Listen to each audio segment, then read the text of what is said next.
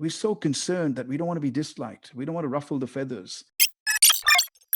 But imagine Gandhi thinking that. Imagine Mandela thinking that. Imagine Martin Luther King thinking that. Oh, we don't want to disturb anybody. We don't want to challenge anybody. We just want to leave the status quo the way it is. No positive change can happen. And there are measurable problems right now: environmental problems, social problems, organizational problems. Who's going to fix them if people are not even prepared to talk about them?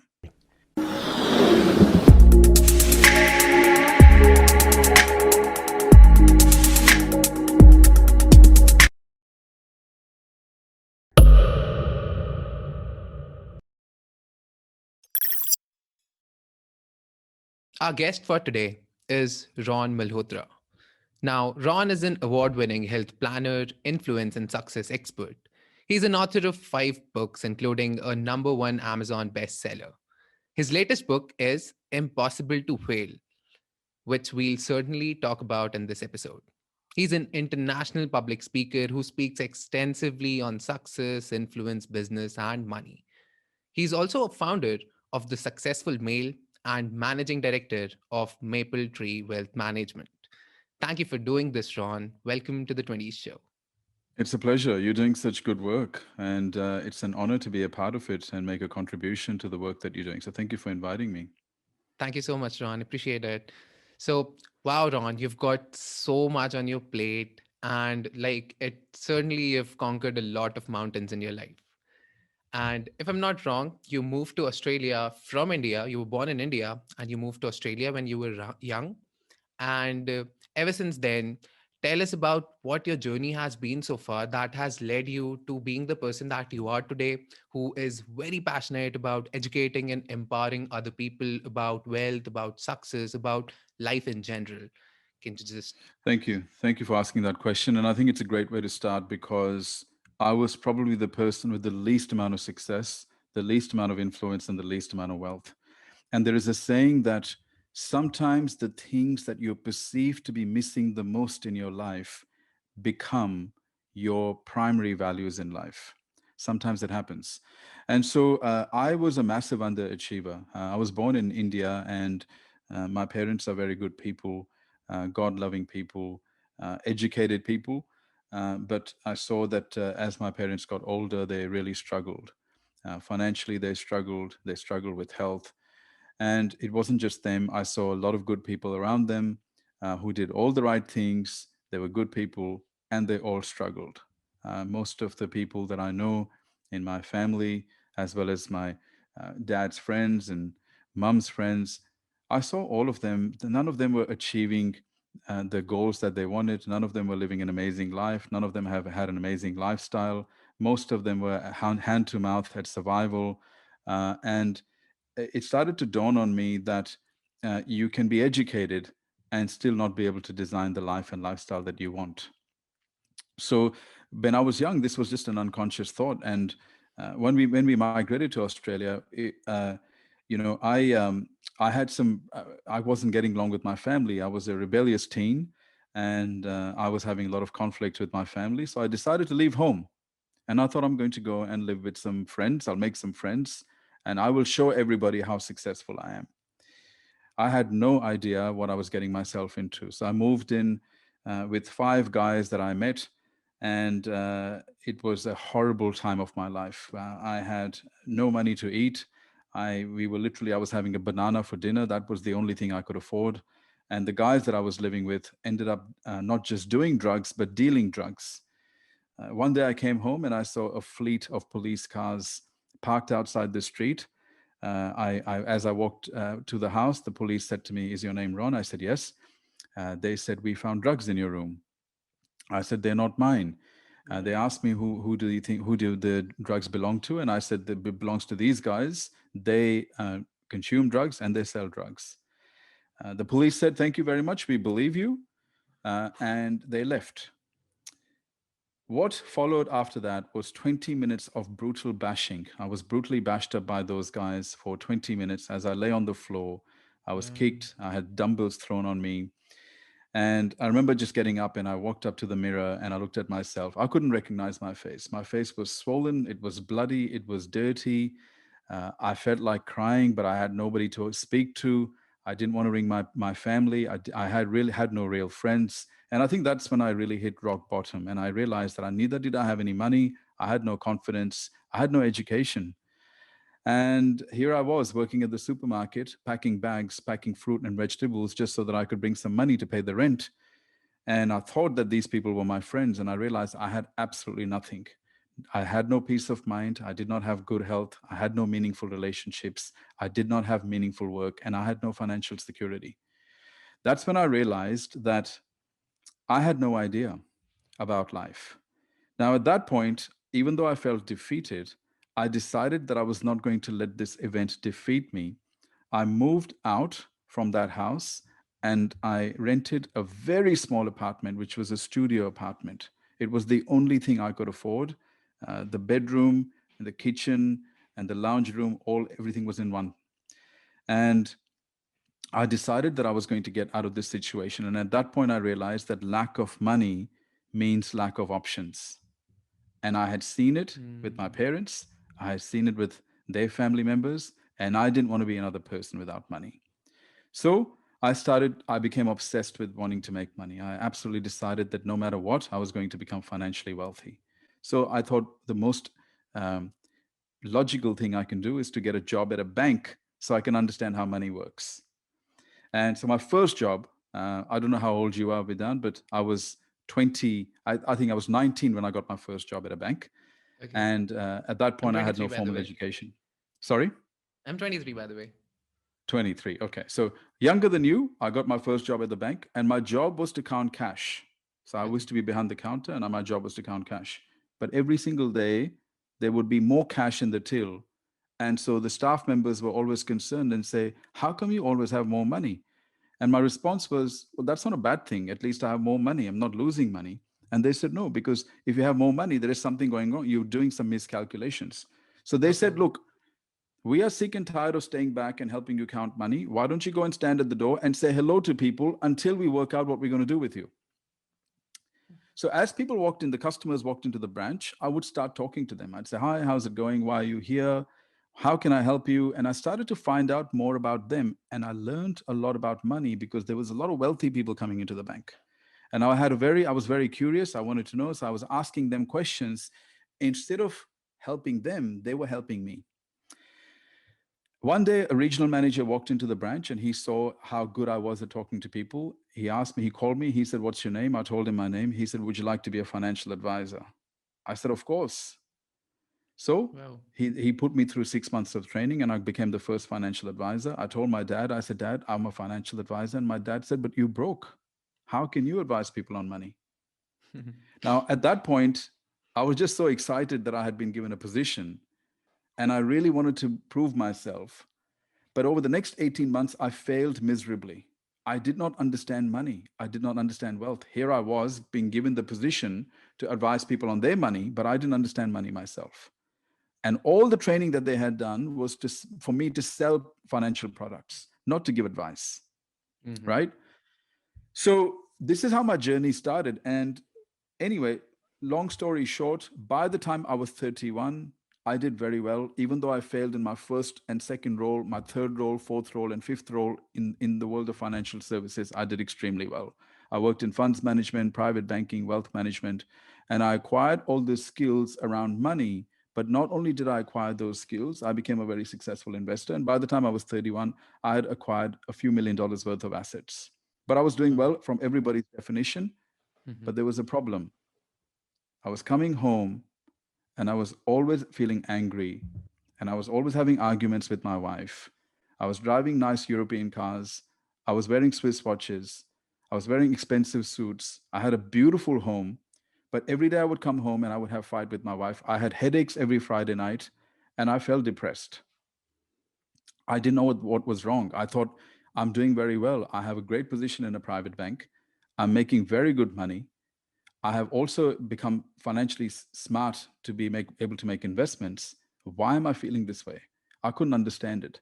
And then somebody suggested to me that I maybe should get a coach or a mentor. So my first mentor I got at the age of 31. And I remember he was an old man and he said to me, who are you? And when he asked me, "Who are you?" I said, I gave him my name. And he said, "No, no, no, I didn't ask you your name. I asked you who you are." So I said, "What do you mean who I am? Like, you want to know my nationality? You want to know my culture? You want to know my religion?" He said, "No, I want to know who you are." So I said, "You want to know my occupation?" He said, "No." He said, "Tell me this. Did you pick your name? Did you pick your religion? Did you pick your nationality? Did you pick your culture? Did you even pick your occupation? Or was it influenced by external factors?" Now, it was the first time I realized at the age of 31 that I had no idea who I was. I had no sense of identity, real sense of identity. At the age of 31, here I was. Everybody thought I was successful. I felt miserable. I only thing that I had was career success and money, but nothing else. No alignment, no clarity, and no real confidence. So my real education started at the age of 31. Even though I had acquired a degree and had formal education, I did not feel educated. So my real education started at the age of 31, and I'm 43 now. So it's been 12 years of having mentors to become the man that I've become today. And so you can see that's why a lot of my stuff around social media challenges the traditional education system, because I Yes. am convinced that the traditional education system does not teach you the three most important elements that an individual needs to learn and master to achieve success in their life and to be able to design the lifestyle that they truly want. The three things that you need to learn and master, the education system does not teach. And And what are they? hence, first, mastery of self. Most people Mm. don't know who they are.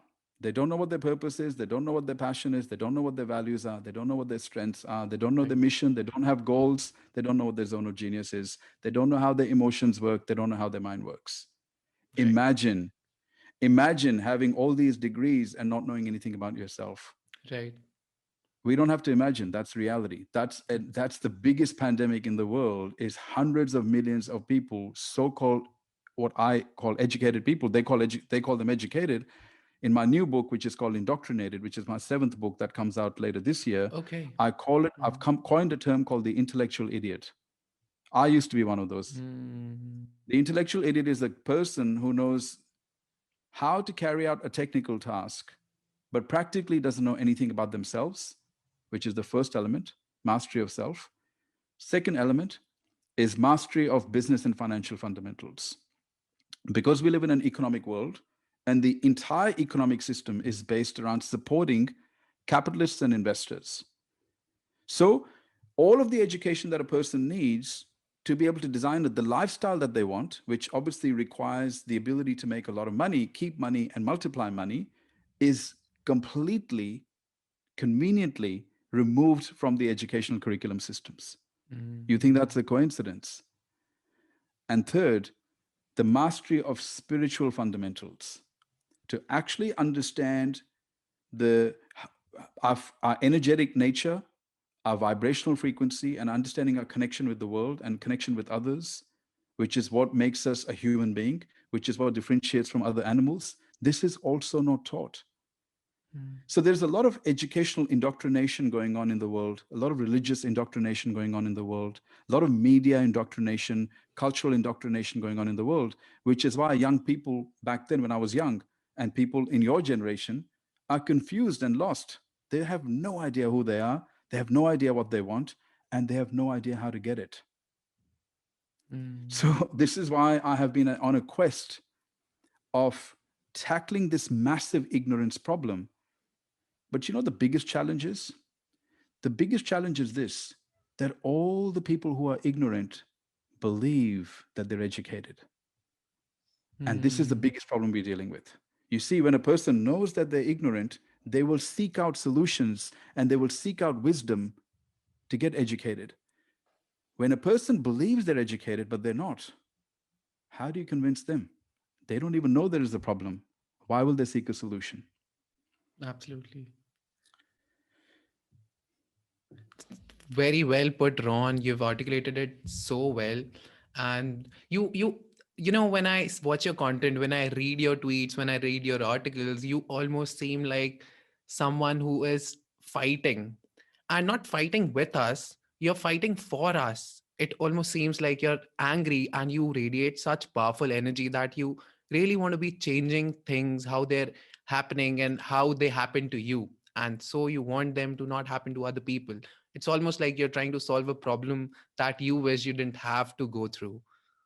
Very good observation, by the way, and thank you for pointing it out. I am a fighter, Oh, and I yeah. have never tried to deny that. I fight for things that need to be changed. People say, well, why do you fight? I said, number one, I like to fight. I'm a warrior Mhm. inside. I know it, I feel it. Second of all, there are things that need to be fought for. And most people will not fight because most people are comfortable and most people believe that harmony must be maintained at any cost, even though research tells us that there is more social value in honest disharmony than there is in dishonest harmony. Oh, wow. So I'm not, I'm very clear on who I am. And this is a part of the education that I have gone through. I realize I'm not here to please people. I'm not even here to be liked.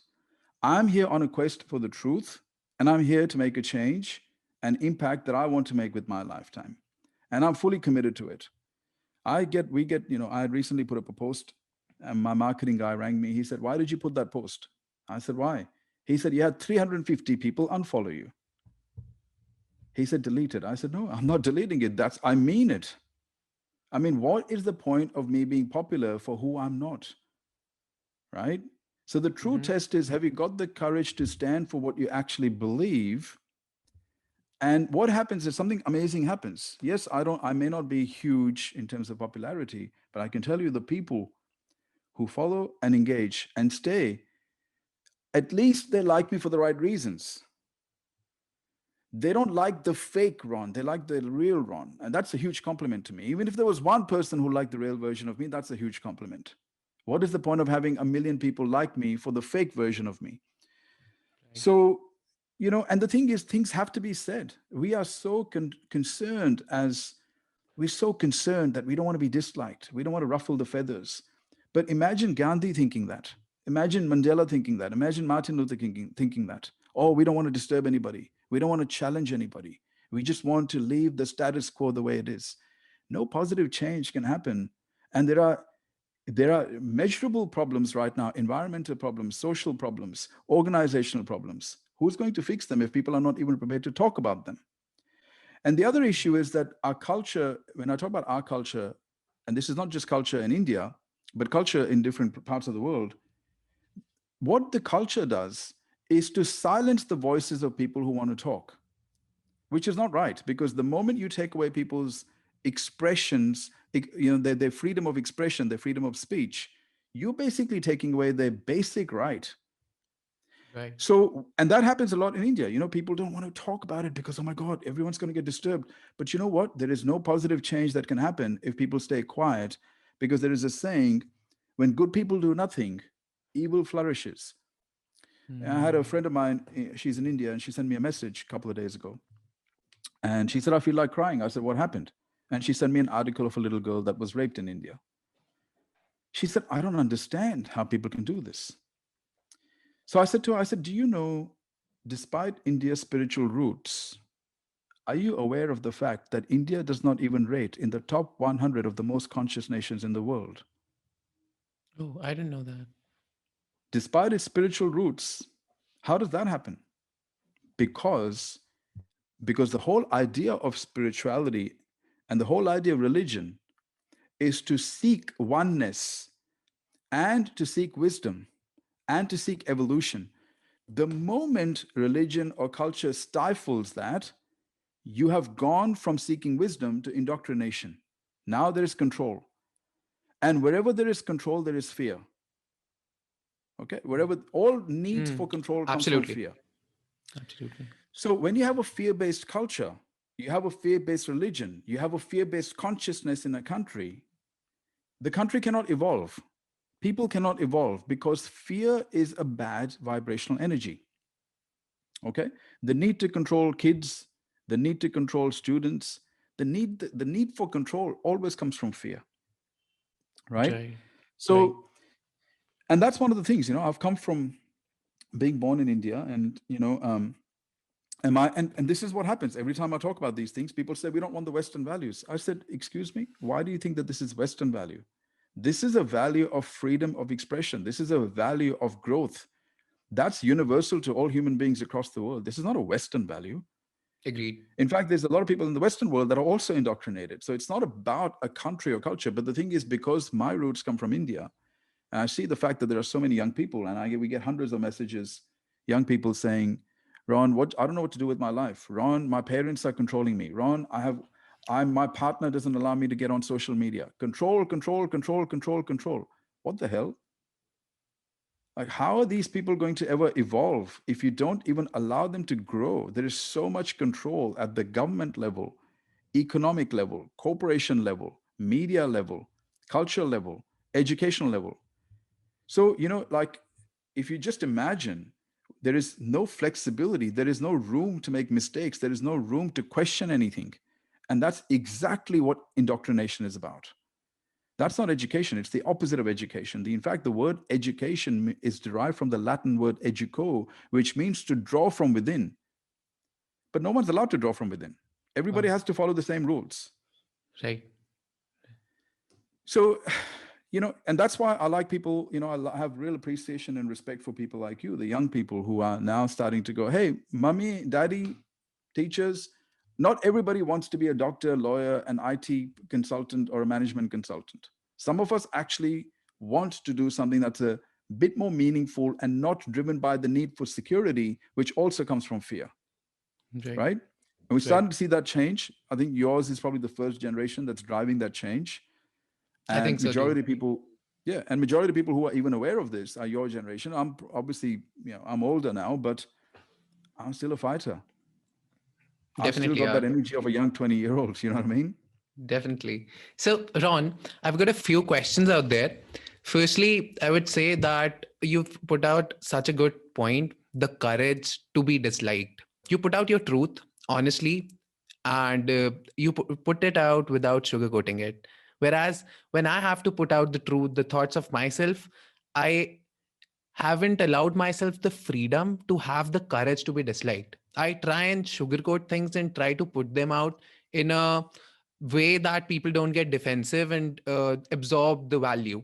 So in that sense, you have allowed yourself the courage, the freedom to be disliked and to be completely vulnerable, completely open about your own thoughts. And you also mentioned that you've read Nelson Mandela, you've read about Mahatma Gandhi. So has this courage to be disliked and to be comfortably you came out of reading autobiographies of these people? Look, it's not that I like being disliked. I mean, who nobody likes No, being disliked. right, right, I right. as a human being, even I like being liked. But the Hmm. thing is, the main thing that I have learned by reading the how these people, because Gandhi was a person who, when he started his movement, he only had two or three people by his side, Hmm. to eventually then leading 200 million plus people and being able to influence them to work with him. You have one human being who has now created a massive movement. How do you do it? The first, the quality of a great leader, which is what I aspire to be. I'm driven by, how do I become a high charactered leader? Is the You don't think about yourself, you see yourself as the vessel for change. The moment we are thinking about being liked, where is the focus? It's on us. It's no longer on the change. My need to be liked and validated and acknowledged and accepted now has become greater than my need to make a change. Okay. So where is the focus now? You've gone from the outward focus. I don't like this. I want to change this. Somebody needs to fix this. I'm going to fix this. Oh, but what are they going to think about me? Now you've gone from vision to fear. That's the problem, right? And from fear, you cannot create. From fear, you cannot inspire. From fear, you cannot lead. So courage is the fundamental quality that I've always believed that that's above all every quality. I have to first master courage. Now, by the way, there is nothing wrong in being considerate about other people's needs, as you're being. In fact, what you're doing is you're demonstrating empathy. You are demonstrating a level of kindness by giving consideration to how other people would feel if you were to be extremely blunt. It's a very respectable quality. So why? So what is the problem with that? Well, the problem is people do not change unless they feel significant emotional impact. Mm. Okay. So even though your intentions are good for you and your reputation, and they feel good in the short term, the question is, do they get transformed in the long term? No, they don't, because they Right. feel nothing. Why is it that you tell somebody, don't smoke, don't smoke, don't smoke? They keep smoking until the doctor says, look, you've got emphysema. Mm-hmm. All of a sudden, emotional impact, negative emotional impact, the person gives up. Same thing. They keep spending money, keep spending money, keep spending money. And then somebody tells them, look, you're going to go bankrupt. A lot of people then change habit at that point. Because Right. even though the emotional impact may be felt negatively in the short term, in the long term, it has a positive impact in many cases. Right. So I'm not here to offend people. I'm here to challenge people. Number one, if your beliefs have never been challenged, how do you know what you believe is the truth? Somebody's got to Right. challenge it. And do I do it because I want you to think I'm amazing? Or do I do it because I want you to think you are not a smart person? No, I do it because I want people to evolve. Because until society evolves, we're going to continue to get this type of stuff in the newspapers where a 5-year-old girl is being gang raped. Because who does that sort of stuff? People who are unconscious. And now, Right. when you have millions and millions and millions of people who are acting out of fear, you are now creating what we call mass unconsciousness. You have a quantum field of negative energies everywhere. So why is it that India, despite the fact that India's got such a young population, 650 million people under the age of 35 or something like that, everyone's supposedly educated, everyone supposedly speaks English, everyone supposedly has the internet. Well, a lot of people do, right? At least the urban people do. Right. Right. How come India does not even rank in the top 100 of the conscious nations of the world? And out of all the billionaires in the world, India's got a population, like, just to give you some sort of an idea, you look at all the millionaires in the world, because people might say it's not about the money, but yes, it is, because money is a byproduct of how much value you add in the marketplace. So you look at the number of millionaires in the world, there are 15,500,000 individuals in the world who are considered to be millionaires. As a proportion of the world population, it's not even 0.5%. So not even 1% of the global population become millionaires. Now, India itself is what, 1/5 of the world population. Why isn't it producing for a spiritually evolved, highly educated country? How come there's like only 1.5 million millionaires in India? America alone has 19 million. Sorry, not 19 million, I beg your pardon, 19 million people that have a net worth of 750,000 plus. But Okay. America's got the highest number of millionaires in the world. Mm-hmm. Okay. Now, I'm not saying that America is more conscious than India. That's not my point. My point is, right now, if you look at India as a nation that wants to evolve and it wants its young people to do well, and you want the next generation of leaders and innovators and disruptors and inventors and creators to come out of India, the cultural energy has to change. And nobody's prepared to challenge it because everybody's afraid and everybody wants to be liked. But that's not how you cause a social change, right? Absolutely. Right. So I completely respect you wanting to make sure that people are not disturbed. But the thing is, there is a thing called a first level consequence and a second level consequence. If the first level consequence feels comfortable, the second level consequence may feel uncomfortable. Meaning that I'd rather have the first level consequence be uncomfortable for people so that the second level consequence can be comfortable. Meaning that, let me disturb you now, let me wake you up now. You get a shock now. You have a sleepless night now. But guess what? Now you're so disturbed, you change your behaviors, and in 10 years, you reap the rewards. Right. So that's Absolutely. my intent. It's to make a Mm-hmm. positive change. My approach is unconventional, but it works. that's uniquely that's uniquely what I like about you. That makes you stand out of the a lot of people who are delivering motivational things and who are delivering their truths, but what you do really works, and without the hesitation of having the fear of being disliked. So That's something very, I definitely admire that. And I really wanted to know the mindset that goes behind it. So, Well, on, I never thought that Mhm. I would never thought we'd have 135 million plus views on social media across our platforms and even LinkedIn. I Oh, never thought wow. even Wow. 10 people would ever like me or follow me. But then I realized, my God, the world is changing. Clearly, a lot of people do appreciate the truth and the directness. Never expected that that many people would ever compliment me or respect me or like me. I was going to do it anyway. But the fact that people Right. have given me that support is very encouraging for me. I go, you know what? Things are changing. That's very encouraging for me. People are no longer wanting sugar coated things. They want the truth. Right. Even if it's brutal, they'd rather know the truth now because ignorance hurts in the long term. Right. Genuine and raw. It, as people want it right now. Right. So, I think so. Ron, you talk about fear, right? Fear is such, like, in the words of Stephen Pressfield, it's the our number one enemy is resistance, and it comes in the form of fear. It comes in the form of procrastination, and so, how do you think people can break out of their fears? Like, I had this massive fear of public speaking, and deep down I know I could have been, so I now seem to think that fears are the guiding factors, wherein anything that makes you fearful, I just have to, like, see them as landmines. Okay, I am being fearful of this, let's just step on it and see how it blows off, and what it'll eventually shake my beliefs, and then I'll form new beliefs that, okay, what I thought was a scary act is something that I am emotionally connected with, and I have a greater chance of growing in it. So that's how I was able to overcome my fear of public speaking. I just tried, I joined Toastmasters Club. And so now I know that I have to chase fears, whatever the fear I have. And so, how would you suggest people to break free from their fears? Well, my belief is that if you're ever going to solve a problem, you have to understand the cause of the problem first. Hmm.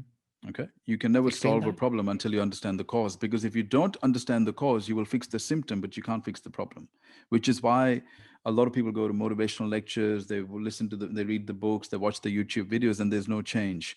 The reason is they have not identified the cause of the problem. So the cause of fear is always ignorance, always something you don't understand. Think about it, right? How confident and courageous are we to try something when we know something? For example, if you know how to ride a bike, you have the courage to ride a bike. When you don't know how to ride the bike, you feel fear. Whether it's driving a car, if you're experienced in going out by yourself and meeting new people, you have less fear. If you don't have it, you don't do it. So it's the first problem that you want to tackle is this fear, and that can only be solved through acquisition of wisdom, not by acquisition of information. A lot of the information out there is not really wisdom because it's not rooted in time-tested, proven fundamentals. So one of the things that I did was I educated myself on how things work. How does life work? How do I work? How does my mind work? How do my emotions work? How do people work? How relationships work? How does business work? How does influence work? How does money work? How does spirituality work? What does spirituality even mean? What does money even mean? What does business even mean? So I'll go into the absolute basics of everything, right? So the fact that we have multiple businesses and brands, I have no fear in business. Why? Because I understand the fundamentals of business. I have no fear of anything now because I understand the fundamentals. I always go to the grassroots level and try and understand everything. For example, everyone's talking about wealth these days. It's trendy to talk about wealth on social media. Everyone seems to be an expert on Bitcoin or forex trading or value investing or whatever it is. You ask majority of people, how do you even define wealth? And they will not be able to tell you. It Right. starts there. Most people don't even know how their own mind works. Our mind doesn't work the way we think it works. And fundamentally, because of a misunderstanding of how our mind works, the entire education system has been built upon developing the intellectual mind, but not the intuitive and the imaginative mind. All of the problems in the world stem from ignorance. And here is the thing today we have more access to more information than ever before. But now we have the reverse problem. Where do you start? You type in the word wealth creation in Google, and 50 million results come up. Where do you start now? Right. That's why you've always got to go back to the fundamentals, the proven fundamentals. As an example, what does wealth mean? Financial wealth. Wealth is the ability for an individual to create the life and lifestyle that they want without having to work. So until you have to work, you're not wealthy. If you choose to work, you are wealthy, because if you don't have to work and you can retire. For example, I don't have to work. If I decided that I don't want to work from today, I have set myself in a way that I could retire, but I choose to work, and I will choose to work till the day I die. Right. Okay. So we have to understand this. And the other thing is, how do you become wealthy? There are only two ways. There are only two ways to become wealthy. How many people do you even understand that? So the issue then happens is when people don't understand the basics, they try and get fancy. Oh, I'm going to buy this stock. I'm going to buy Tesla. I'm going to buy this. I'm going to. That's not how you become wealthy. I mean, if that's how you became wealthy, then everybody would become wealthy. It's so easy to buy Right. stocks. So when we don't understand, and one of the one of the reasons why the ignorance exists is because I'm making a case in my new book, Indoctrinated, and then in brackets, the subtitle is how the education system perpetuates mediocrity, conformity, and indistinguishability.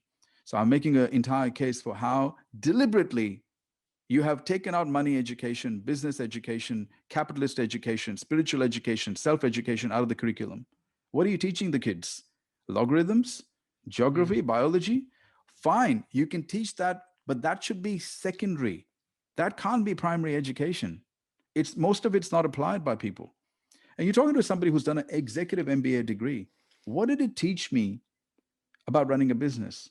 Probably 5% of everything that I have learned about running a business came from the MBA degree. 95% came from mentors and experience.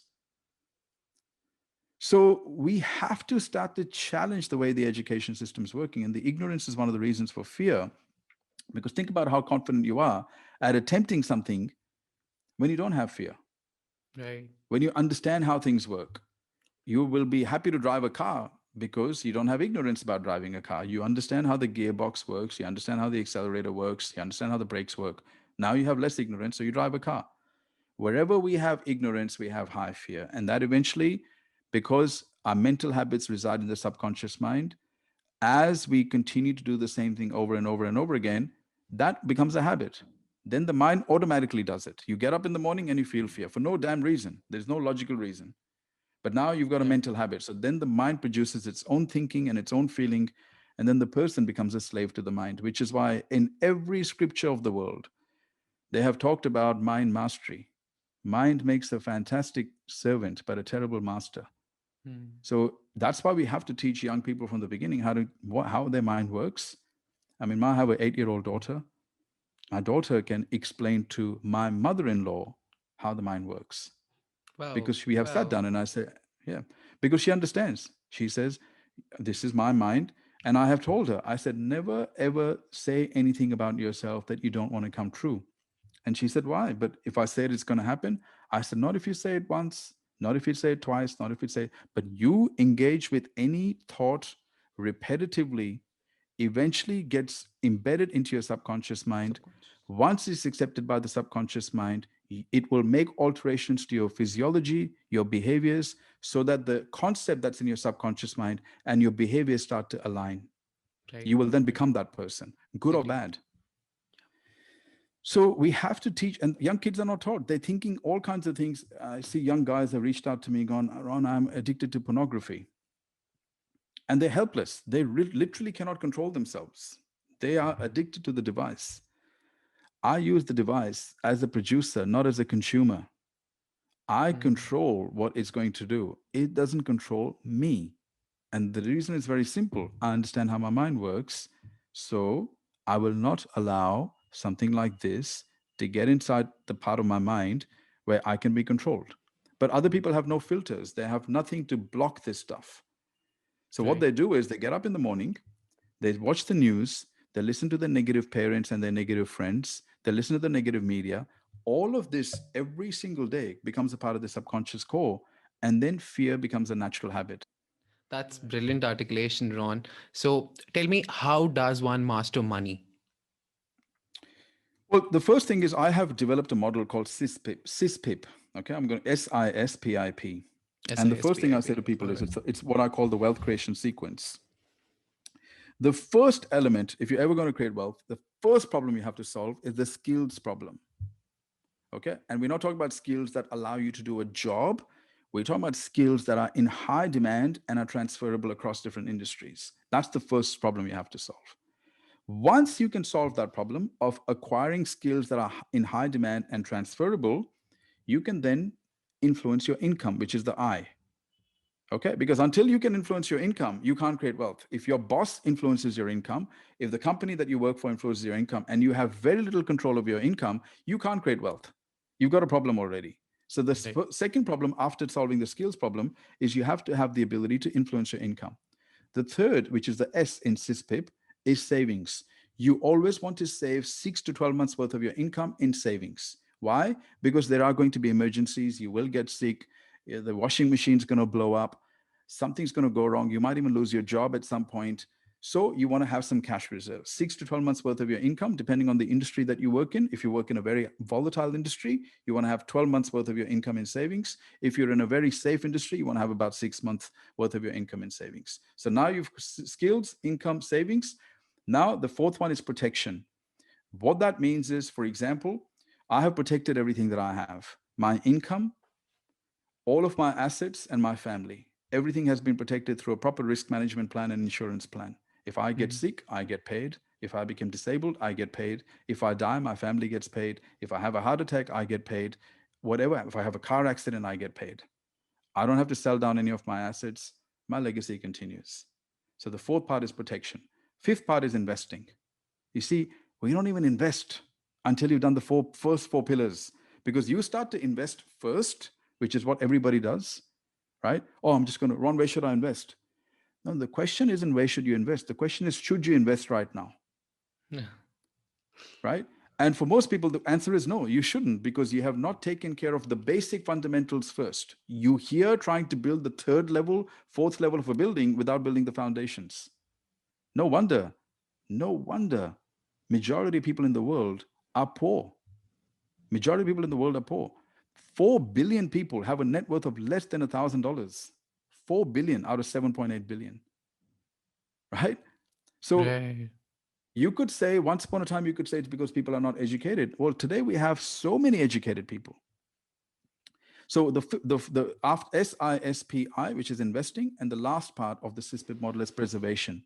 How do you preserve all of your assets? For example, if I die, my wife dies, everything goes to my daughter. But if my daughter has, let's just say my daughter is 18 years of age and she's got some douchebag boyfriend, they move in together. Who's got my assets now? Him. So not only is it about protecting your assets, it's about making sure that your assets remain in the bloodline. And this is the stuff they don't teach you at school. The rich people know this. The rich people, when they sit down with their children, you see, middle class people sit down with their children, they're talking about Sachin Tendulkar, they're talking about cricket, they're talking about Salman Khan. Rich people sit down and they're building about, okay, we've got this business, we've got this brand, we've got this property, we've got this asset, that let's build it, children. No Mhm. wonder the rich keep getting richer and richer. The poor are also getting richer now, because for the first time in the history of the world, the poor have access to opportunities that they didn't have before, but the middle class is getting poorer because the middle class became lazy, entitled, and they convince themselves that they've got education when clearly that's not the case. I mean, how can, if you're so many people educated, then how come 4 billion people have a net worth of less than $1,000? How come? And how come the number of millionaires across the world is less than 0.5%? Not that a millionaire is even a lot of money today. Today, if you're a millionaire, it's not even a big deal, Right. right? So even then, even though it's not a big deal, not even 1% of people get there. So the problem is huge. And the worst part is this, Vidhaan, every time I talk about money and wealth, I always get at least a few people and they go, oh, but it's not all about money and it's all not about wealth. Dude, you can say that to me once you've secured your financial future. Right. Those are the You people. are, yeah. Yeah, those So are the in the people who Western haven't world, secured enough wealth, and that's why they say these things. they're justifying their limitations, right? So Right. rather than saying, I want to Exactly. learn, they're getting defensive. And you know what's, Absolutely. they're the same people who are going to depend on the family when they have run out of money. They're the same people who are going to ask the government for money. Right. And right now, they're all very righteous, saying, oh, money's not important, money's not important. Okay, money's not important. Then you better not ask your family and the government for money when you run out. Right. So Right. there's massive hypocrisy and double standards with money. And that's another issue that I'm trying to rectify is people's belief system around money. Like, what Mm-hmm. the hell? We're here in 2021 and people are still talking like this, and they have no problems in falling back on their children when they retire. So that's okay. That's completely honorable. Mm-hmm. But it's completely dishonorable to become financially responsible. Like, you see the way society thinks, you look at the level of indoctrination. And this is why, I read a lot of books from a lot of great writers, one of my favorite writers being George Bernard Shaw. And George Bernard Shaw Okay. has a saying, when everyone's thinking the same, no one is thinking. And that's exactly Mm. what's happening. Powerful. Powerful. You know, I've also read this quote that really touched me. This was about money. Money might not bring happiness, but the absence of it does bring unhappiness, and that was so powerful that you're right. People justify their actions. Now, Ron, Yes. in one of your chapters in the book, the chapter is named as "Build Indestructible Self Confidence." Can you put some light, explain that a bit, like how can one build indestructible self-confidence? Look, I've shared a number of tactics that will Hmm. allow people to frame certain situations. For example, one of the things I've learned through spirituality is that there is no such thing as bad. Hmm. Things happen to us, we think we label it as bad. Oh, this is a bad situation. What we don't realize is with every event that we classify and categorize as bad, there is always an upside, there is always a positive attached to it. And in the same way, everything that we classify as positive always has a bad side to it. So the universe has a funny thing of producing this duality in the world. When you become very successful, you might think this is good, but is it? There's usually a bad that comes with it: more responsibility, more pressure, more litigation, less people you can trust, right? So Right. everything has a good and bad attached together. What unfortunately we tend to do is, because our minds are not trained properly, we focus only on the bad and we call it bad. And we Hmm. don't realize that pretty much all of our growth happens through pain. That's why I recently did a video about the fact that pain is good. But indestructible confidence also comes from knowing who you are. For example, if you know exactly who you are and what makes you unique in the world, you're not going to be compromising on your values because you don't doubt yourself anymore. You understand who you are and you understand why you're doing what you're doing. It's when we don't understand who we are and we don't understand why we're doing what we're doing that we have so much self doubt. And it's so easy for somebody to come and make a comment or a remark and completely derail us from what we were doing. You can't derail me. Right. No matter what you say to me, I've done so much inner work on myself. You can't derail me because not because I'm arrogant, not because I'm fake, but because I know who I am. You Right. can't derail me. You can call me all sorts of names, and I've been called all sorts of names. I've been attacked, criticized, hated.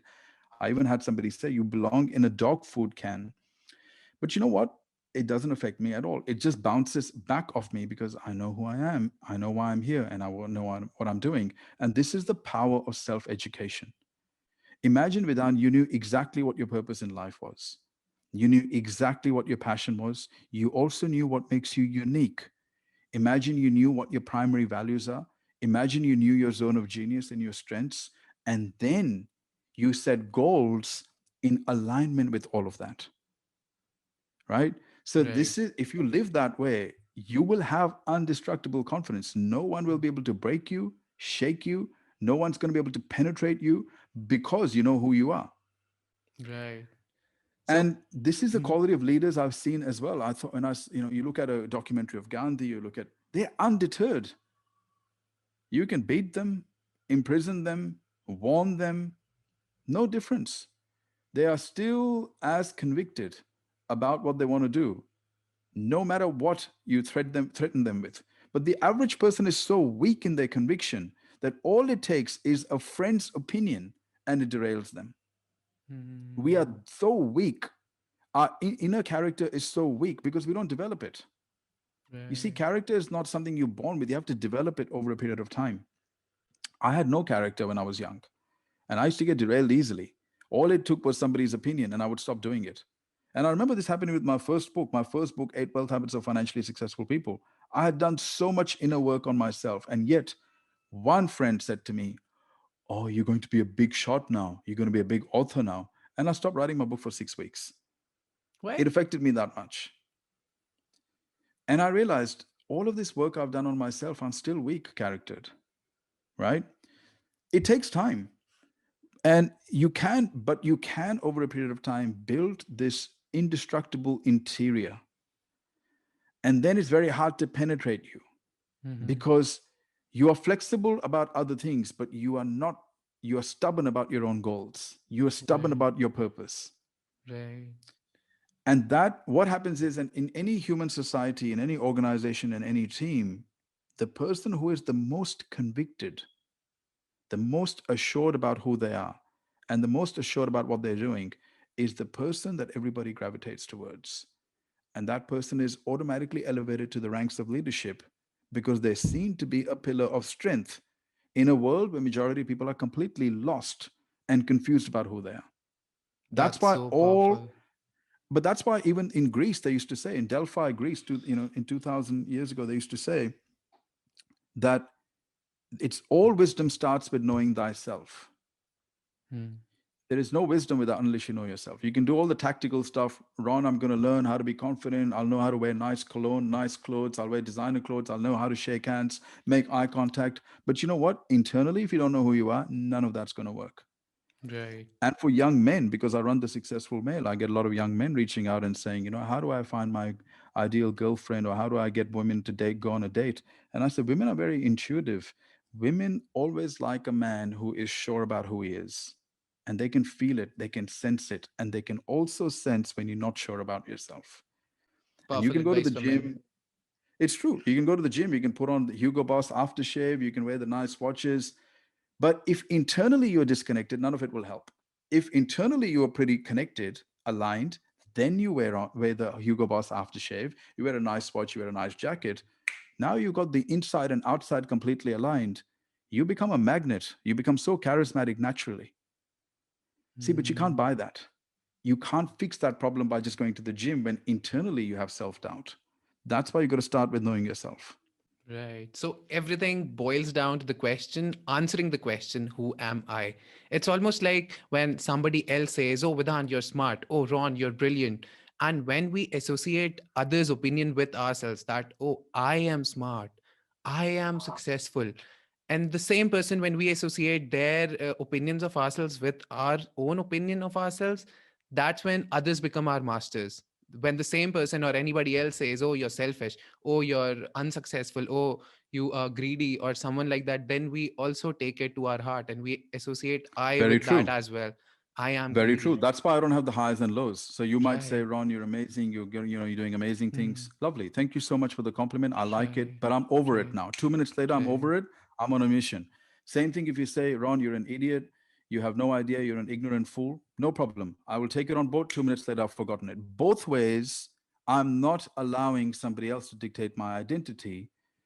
I'm not going to get fascinated by the compliments and get flattered by it to the point that I lose my sense of reality. At the same time, I'm not going to be so discouraged by somebody's negative opinions of me because I want to be real at all times, right? Right. And that is the character we need. We don't want to get, because otherwise you can get swayed. Imagine you become a leader and you have somebody flattering you all the time. You know what? It takes us away from our mission. The mission is more important than me.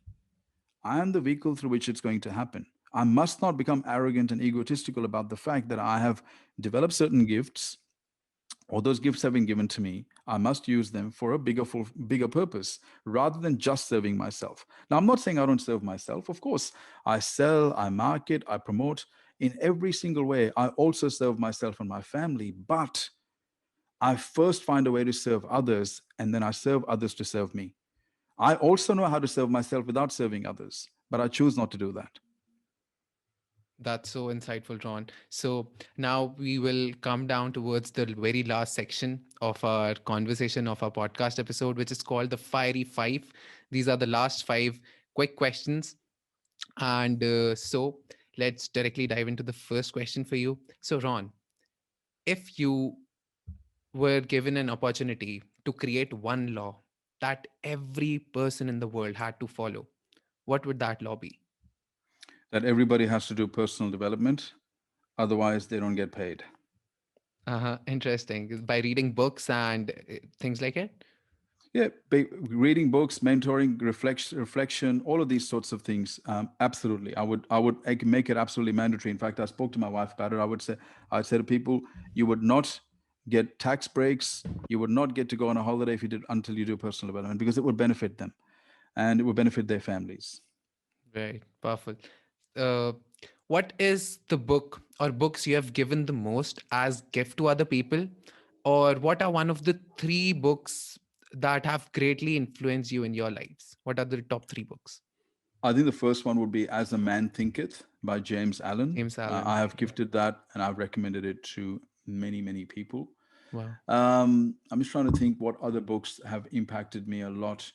I am currently reading the book 'Sapiens, Oh, which you will is know it's a Harari. wonderful book. Yeah, so Wonderful. *Sapiens* is a wonderful book, and I'm just looking at my some of the books that I have around me.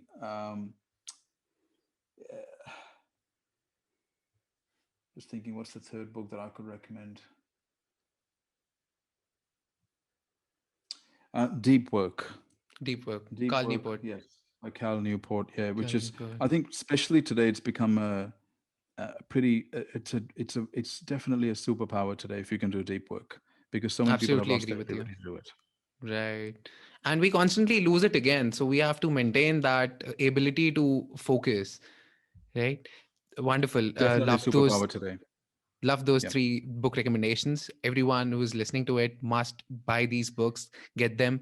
So the third question to you would be, Ron, if you had a massive, giant, gigantic billboard with you that could read a phrase or two lines that everyone in the world could see, millions and billions of Mhm. people could see that, what would that gigantic billboard read?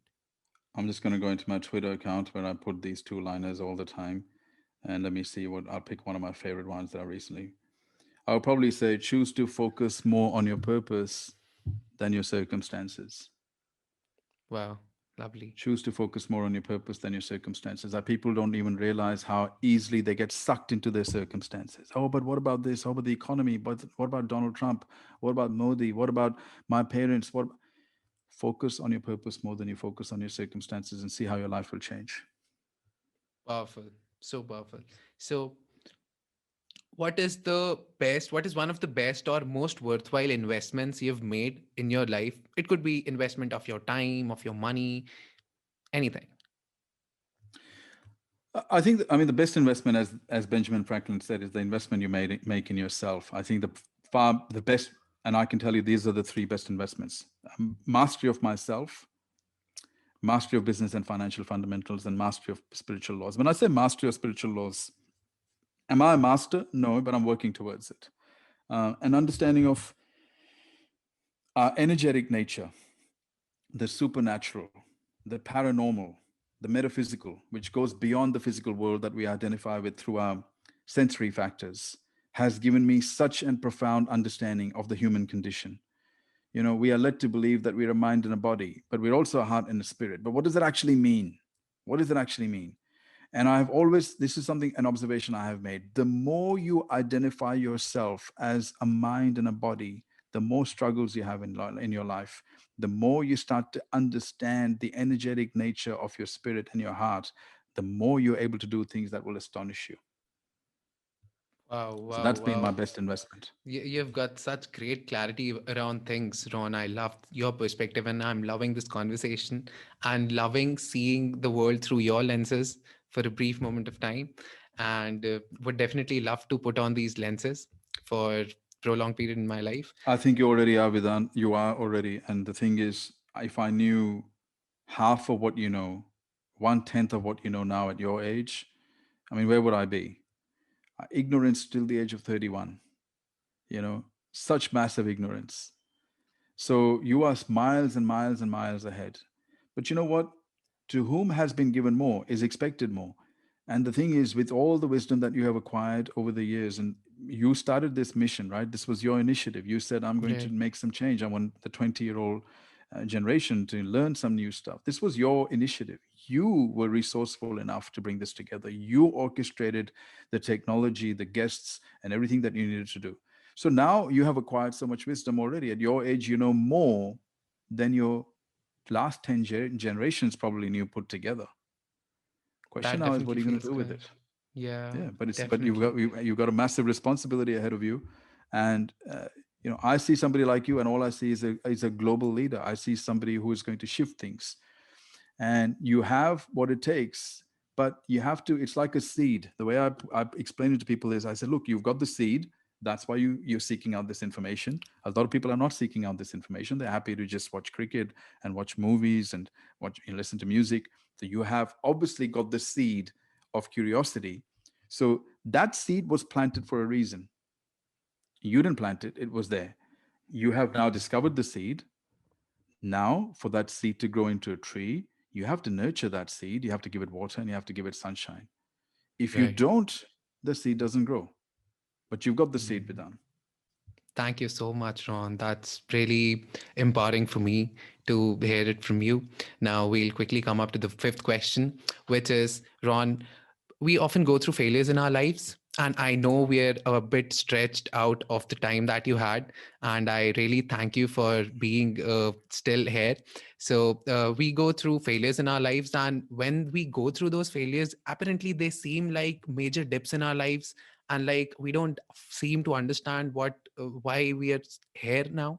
But as time unfolds and when we look back at the same failure, it could be it most likely is one of the game changing moments of our lives. So similarly, what is one of your best failures? What is your favorite failure you've had in your life that seemed like a that led you to success? Oh my God, I just fail at everything practically when I start. I don't think anything works for us. If people knew how difficult my life has been and how much difficulty we go through with absolutely everything in business, I don't think people could cope with, and I don't say this to say that I'm a very tough guy, but I don't think most people will be able to cope with 1/10 of the challenges we face. Mm. What has helped me tremendously is to reframe that. I've always seen now, people talk about it, but I actually see those setbacks as temporary and stepping stones for the next level of success. Right. What is my biggest failure? Or your best failure?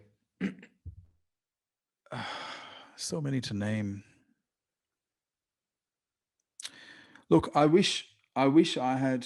One of my biggest failures was my first business, which failed. It was a training company, and it happened because and I had to wind up that company. And whilst every other company I've had failures and we've been able to recover and build, I attribute my failure to not mastering business fundamentals and assuming that because I'm good at something, I will naturally be able to be good at that thing in business as well. I never realized that business was an entire skill set in itself, made up of 18 skills, which now I've learned. So that was probably my biggest failure, but it was a profound lesson because after that, I became hell bent upon learning the fundamentals of principle, understanding how business works and the complexity of it. And then since then, we've been able to now literally been able to take a concept and be able to build a business fast without any capital, without any borrowings, by doing it ourselves. So I think my biggest failure has been in business. And I can tell you there is no character building exercise than building your own business. It is and even now, sometimes I question, is this even worth it? And then I always say it was worth it. It was all, you look back and you say it was worth it. But business is tough. I think it's a wonderful opportunity, and I wish that I had had some support, some mentorship early on in my life. Because my one of my biggest regrets is what could I have done? And people say don't have any regrets, but because I'm so achievement orientated, the question in my mind always is what could I have done if I had come across the right wisdom and the right mentors in my 20s instead of my 30s? The compound effect of that would have been, where would I be? And I do feel a regret because I'm 43. You're getting old. You're starting to see the time's ticking away. And the entire human lifespan from birth to the age of 80, which is the average life expectancy, most people will not even live to 80, is only 4,000 weeks. Mhm. That's an entire human lifetime. To think that I'm 43 and I've lived more than half.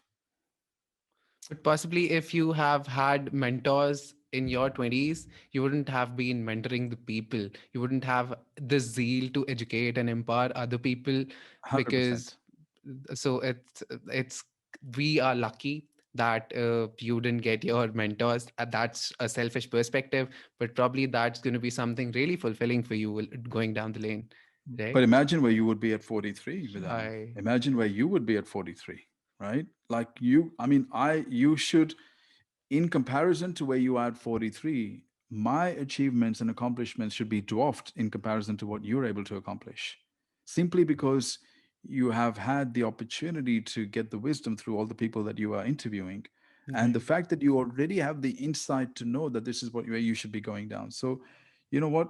I would love to keep in touch and witness your success and Would see, love to. and the compound effect. Don't forget the compound effect. Everything starts off very Right. slowly, and when people don't see the visible results, they give up, not realizing that they've triggered the compound effect. And it takes a while for it to become visible. And then it grows and grows very slowly in the beginning. Then it picks up momentum. Then it picks up very rapid momentum. And it gets to a point where the money and the success comes in such large increments that imagination can't even keep up. As an example, I still remember 2.5 years ago, I had 300 people who were following me on Instagram.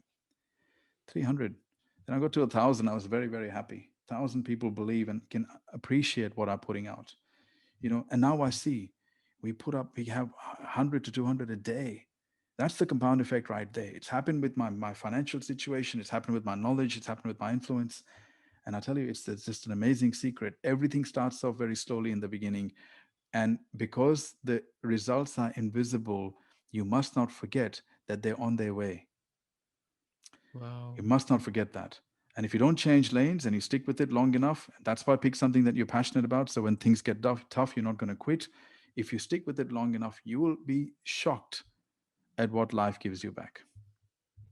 Wow, Ron, I'm truly grateful for those words, for being, you're already a mentor to me.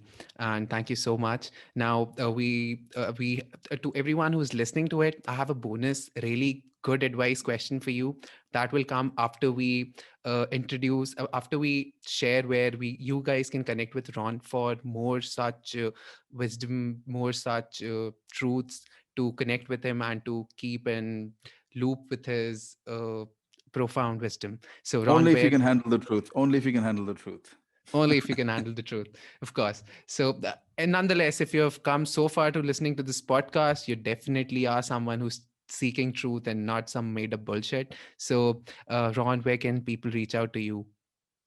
I think the best way is to connect with me on Instagram at the Ron Malhotra, or on LinkedIn. Send me an invite. Let me know that you heard this podcast, and I'd love to connect with you on LinkedIn. I'm pretty active on LinkedIn and Instagram.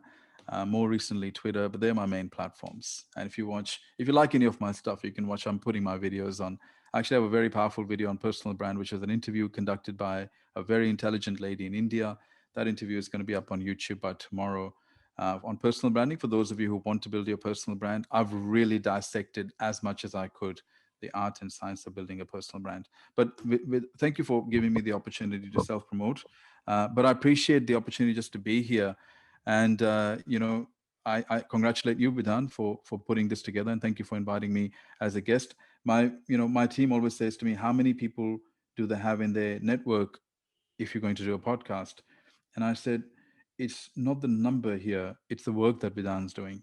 And the people that he's targeting, the young people, this is the prime time. If he plants the right seeds in them now, they are going to get a benefit for the rest of their life, and not just them, the future generations as well. The power of this is so amazing. Most people don't realize. So that's why I wanted to be here. And thank you for putting this together and Thank you inviting me. so much for being here, Ron. Everyone, you've got to read the books by Ron. The latest one, which he has released, if I'm not wrong, Ron, is Impossible to Fail, which was Well, released the recently. latest one is actually no. The latest one is actually, which was released already a few months ago, and we're just Okay. starting to promote it. It's called "How to Speak Like the World's Top Public Speakers." Okay. How to It's on speak like the world. It's on Amazon India. How to Speak Like the World's Right. Top Public Speakers. I did saw that as well, but I didn't know that was your latest one. So definitely watch it. And if you're someone who wants to be successful, no matter what, you've got to read the book Impossible to Fail. He lays out some principles that are generic for success. He distorts the belief that success is different for different people. There are certain set of principles that are definitely universal. These are the laws and not some made up things which will differ from every other person. So I'll link down all the portals to connect with Ron. And my final question to you, Ron, would be, what would you advise to a person who is just graduated out of his college, who's a smart driven student, and who is entering into the real world? What would you advise them, and what advice should they ignore? Well, I would say now that the world has changed. Most of us were educated in a system that was a byproduct of the Industrial Revolution. The world has changed. And go back to the words of Charles Darwin, who said, it's not the fastest or the strongest, but the most adaptable species that survive. This is the time to adapt. The world has changed. The way you think has to change. The way you educate yourself has to change. And the way you bring value to the marketplace has to change. Within 5 to 10 years, Jack Ma said that 800 million jobs will be lost. Artificial intelligence, automation, and outsourcing trends are going to create havoc for a lot of white collar laborers. And don't forget, that in the industrial revolution, blue collar workers were the laborers. In the information age, it was the white collar workers that became the laborers. So if you want to do well, you're going to have to start with self discovery, understand and master the laws of spirituality, and understand the business and financial fundamentals. And if you do these three things, you will be able to design the life and lifestyle that you want. Thank you so much. That was lovely advice for people. Thank you so much, Ron, for being here. It was lovely for us to have you, for the listeners, for me. And I'm hoping, I'm sure I'm going to get you sometime in the future where we can dive deep into wealth creation, which I really am very excited to be talking with you about. And Let's do it, thank you, Vidhaan. Ron. Just put a list of questions just created around money, wealth, psychology of money, wealth creation, all of that sort of stuff, and we can go deep dive. If you put a list of specific questions, I'm happy to answer them for you. 100%. I have a lot of questions already listed up, but I wanted this conversation to just go the way it was going. And I absolutely am amazed by it. I loved it. I'm going to go back and listen to this conversation again without a Thank question you. of doubt. So thank you so Thank you. much for being here, Ron. It's my pleasure. Thank you for having me. Appreciate it. Thank you for watching. Hit the thumbs up button if you liked this video so more videos like this can be shown to you. And make sure you subscribe and hit the bell icon so you never miss an update.